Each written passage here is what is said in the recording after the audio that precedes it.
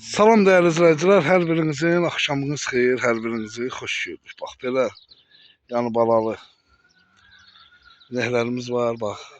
Erkek balalı, dişi balalı, şarollara baxın. Baxın. Düyələrdir. Görün nə gözəl düyələrdir.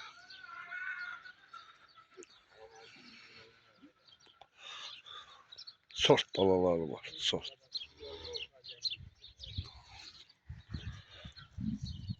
Ama bakın simental şarol balası var.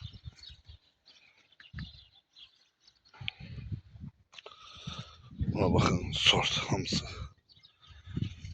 Simental. Bak. Şarol.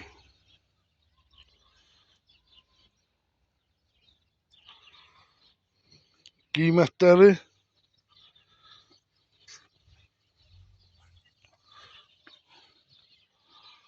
bak hamı. O dediğin heyvan. Bak.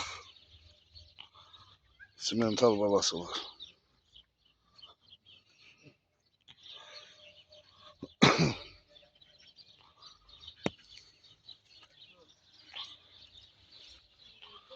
Şarol balası. Simental. Gör nə gözəl balalar var.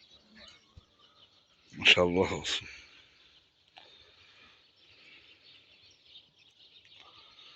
O dediğin qara inek. Hamı. Bir bak bak. Gör nə gözəldir.